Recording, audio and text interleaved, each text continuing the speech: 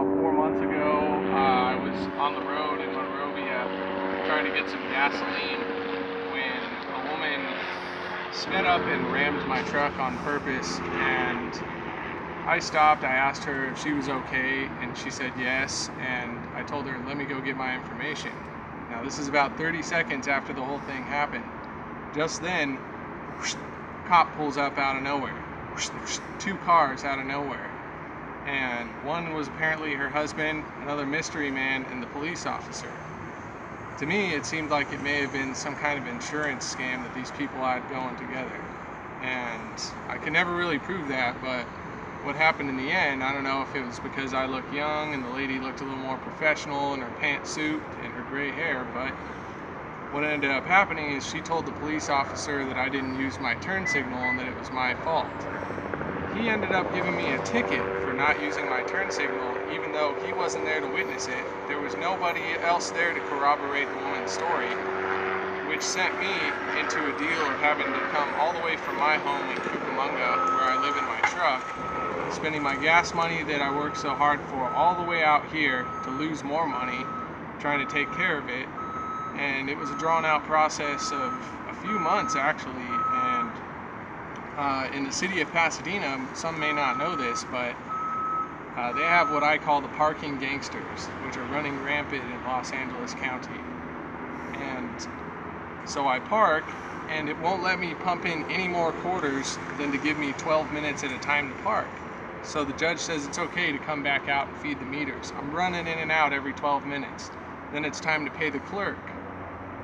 I'm getting to the front of the line, 12 minutes is almost up. I gotta run out, I gotta pay the meter some more, get back in line, hope that I can get to the front of the line in 12 minutes.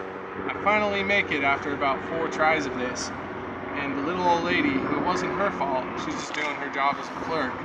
I say, please, I'm not a person that's in a hurry or trying to rush you, but just please forgive me and help me with my situation. You know, of course, she was a little old lady and she took a long time. By the time she got back, I sprinted out and I had got a ticket. And the people that give the tickets are separate from the actual government. They're their own private entity. So they couldn't help me out and tell the people that gave me the parking tickets, you know, this guy was doing the right thing, he's taking care of business. So I went to write an appeal right across the street. By the time I got back from the appeal, little did I know I'd received one more ticket. Oh, shit. So now, I mean, to some people that may not seem like a lot of money. What it's taken me to come here and pay these tickets, and today the ticket with the police officer for not using the turn signal was dismissed, of course, because innocent until proven guilty. I'm glad that still stands somewhat in this country, and but I mean, the fact still remains that I had to pay almost $200 for my parking tickets that I received while trying to do the right thing.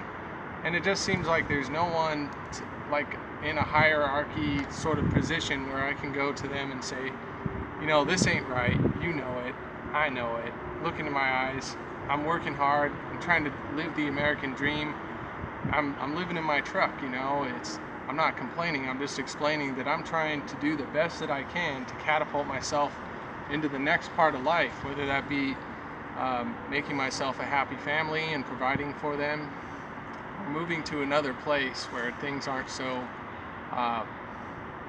surrounded with just only the care for money. I don't know if things will change anywhere that I go, but I'm not going to give up. See, that's the easiest interview I ever did. We're at the 4:15 mark. My app will only put on a 5-minute video on YouTube. But is there anything you'd like to say in summation? I like to say stay positive and fight the power by doing it silently. Picket signs, petitions don't work. You have to formulate a plan with and surround yourself with good friends, good family, people that want to do better than you or that are like-minded like you. And that's the only way we're going to beat them, just by being positive.